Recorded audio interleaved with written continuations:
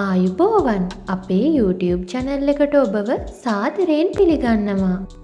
මේ වගේ රසවත්ම ආහාර පහසුවෙන් නිවසේදීම හදන හැටි ඉගෙන ගන්න මේ වීඩියෝ එක පහළ තියෙන subscribe button එකයි ඊට එහා පැත්තේ තියෙන පුංචි සීනුවයි ඔබලා අපේ channel එකට එකතු වෙන්න.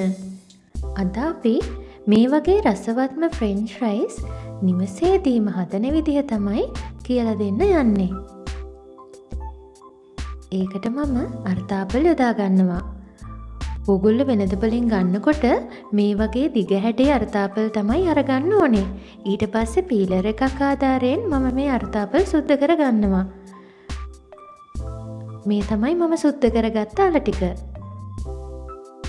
දැන් මං මෙන්න මේ විදිහට අලගෙඩියේ පෙති කපා ගන්නයි යන්නේ. ඉස්සෙල්ලා මේ විදිහට එකක් කපලා අයින් කරගන්න. ඒ කපපු පැත්ත ඕගොල්ලන් යට පැත්තට තියලා ඉතුරු පැති ටික කපා ගන්න ඕනේ.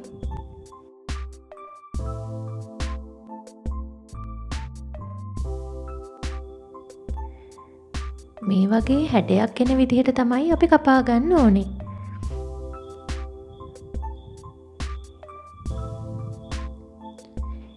එක පෙත්තක ඝනකම මේ වගේ ප්‍රමාණයක් එන විදිහට ගන්න. එතකොට අපිට මේ ෆ්‍රෙන්ච් ෆ්‍රයිස් හදාගන්න පහසු වෙනවා. ඒ වගේ මම ඔක්කොම අලවල ඒ ප්‍රමාණයෙන්ම පෙති කපා ගන්නවා. දැන් අපි බලමු මේකේ කොහොමද තීරු වලට වෙන් කරගන්නේ කියලා. ෆ්‍රෙන්ච් ෆ්‍රයිස් එකක් හදනකොට ටිකක් ඝනකමට එන විදිහට තමයි කපා ගන්න ඕනේ.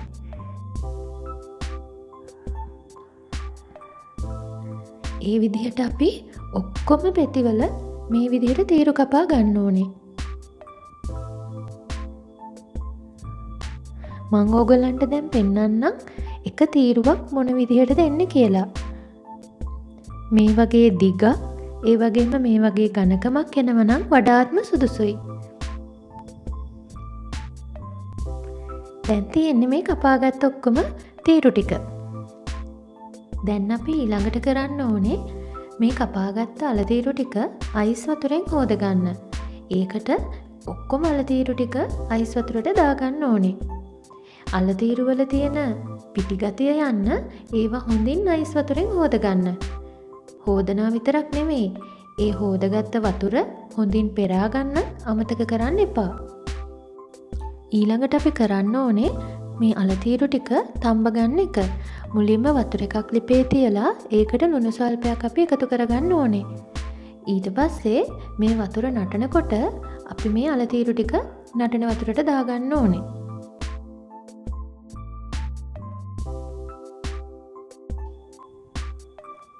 විනාඩි දෙකක් තැම්බුණාට පස්සේ අපි මේ අලතීරු ටික තැම්බිලා තියෙනවද කියලා බලන්න ඕනේ.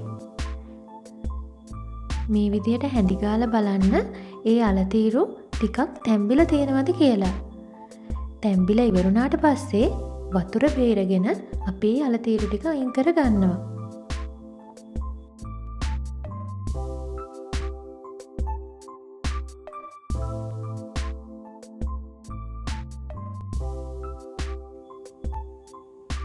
මේ විදිහට තම්බගත්ත අලතීරු බාගෙට තමයි තැම්බෙලා තියෙන්න ඕනේ. මං ඕගොල්ලන්ට එකක් කඩලා පෙන්නන්නම්. එතකොට ඕගොල්ලන්ට අදහසක් ගන්න හැකියි.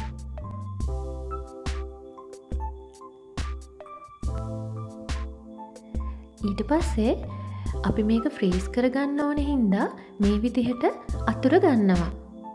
අතුර ගත්තට පස්සේ අපි තෙතමාත්තු කරගන්න ඕනේ අනිවාර්යෙන්ම. ඊට පස්සේ මිනිත්තු 30ක් අපි ෆ්‍රීසර් එකට දාලා තියෙනවා. අපි බලමු මිනිත්තු 30කින් පස්සේ කොහොමද? ශානියමට තියෙනවා. හොඳයි. දැන් අපි කරන්න ඕනේ මේවා ටික ෆ්‍රයි කරගන්න එක. ඒකට මුලින්ම තෙල් තාච්චියක් තියලා මේ විදිහට තෙල් රත් වෙද්දි ටික ටික අලතීරු අපි එකට දාගන්න ඕනේ. ඊට පස්සේ අපි රන්වන් පාට වෙනකන් වැදගමු.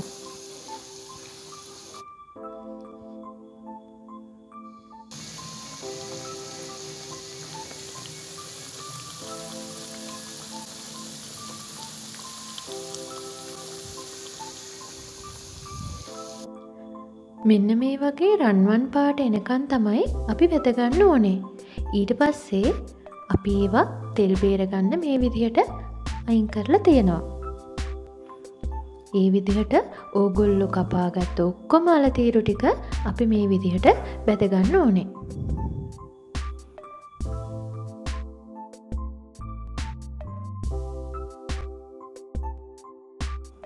ඕගොල්ලන්ට පේනව නේද? හරිම විදිහට බැදගත්තාම මේ විදිහට අපිට ඔක්කොම අලතීරු ටික අරගන්න පුළුවන්.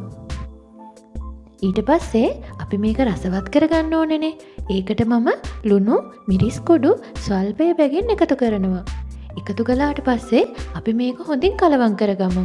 එතකොට තමයි මේකේ රස තවත් වැඩි වෙන්නේ. ඉතින් ඔබටත් පුළුවන් ගෙදරදිම මේ වගේ ෆ්‍රෙන්ච් ෆ්‍රයිස් හදලා රස විඳින්න. ඔබත් නිවසේදීම මේ වගේ රසවත්ම ආහාර හදනවා වගේම අපේ වීඩියෝස් වලට ලයික් කරන්නත්, කමෙන්ට් කරන්නත්, ෂෙයා කරන්නත් අමතක කරන්න එපා.